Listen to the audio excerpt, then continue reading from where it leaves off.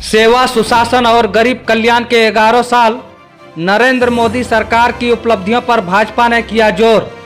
नारायणपुर में हुआ भव्य आयोजन। नमस्कार, जोहार, आप देख रहे हैं रिपोर्ट एक्सप्रेस और मैं हूं आरिफ हुसैन। नारायणपुर से बड़ी खबर आ रही है, जहां मोदी सरकार के सेवा, सुशासन और गरीब कल्याण के 11 वर्ष पूरे होने पर भव्य प्रेस कॉन्फ्रेंस, प्रदर्शनी और प्रोफेशनल मीट का आयोजन किया गया। इस आयोजन की अध्यक्षता भाजपा जिला अध्यक्ष सुमित सरन ने किया और मुख्य अतिथि के रूप में मौजूद रहे बोकारो के पूर्व विधायक बिरंची नारायण। नारायणपुर स्थित अग्रसेन भवन में भाजपा की ओर से आयोजित इस कार्यक्रम में सेवा, सुशासन और गरीब कल्याण के 11 वर्षों की उपलब्धियों को जनता तक पहुंचाने का प्रयास किया गया।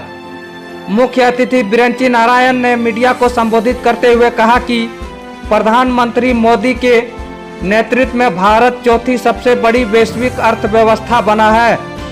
यह 11 साल केवल प्रशासनिक सफलता नहीं, बल्कि भारत की वैश्विक प्रतिष्ठा और आत्मनिर्भरता की कहानी है। भाजपा जिलाध्यक्ष सुमित सरन ने कहा कि 2014 के बाद से देश में राष्ट्र निर्माण का नया युग शुरू हुआ। यह 11 साल संकल्प से सिद्धि की यात्रा है।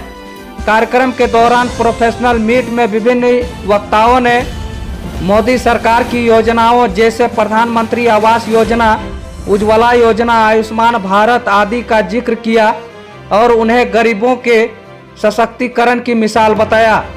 पूर्व विधायक बिरंची नारायण ने यह भी कहा कि आने वाले वर्षों में राफेल जैसे आधुनिक लड़ाकू विमान भारत में बनेंगे, जो रक्षा क्षेत्र में एक क्रांतिकारी कदम होगा।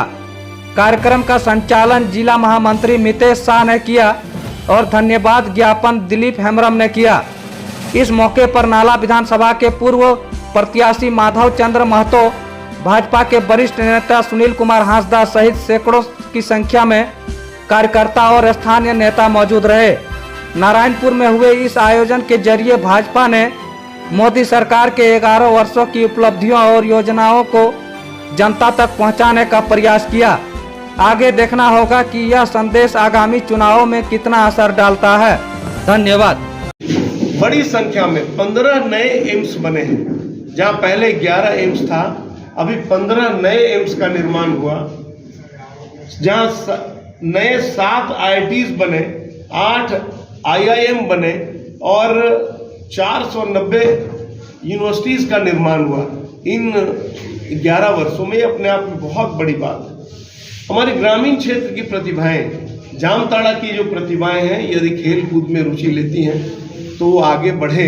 उसके लिए खेलो इंडिया एक मूवमेंट चलाया प्रधानमंत्री जी ने, और खेलो इंडिया के माध्यम से बहुत सारी प्रतिभाएं आज आगे बढ़ने का काम कर रही है।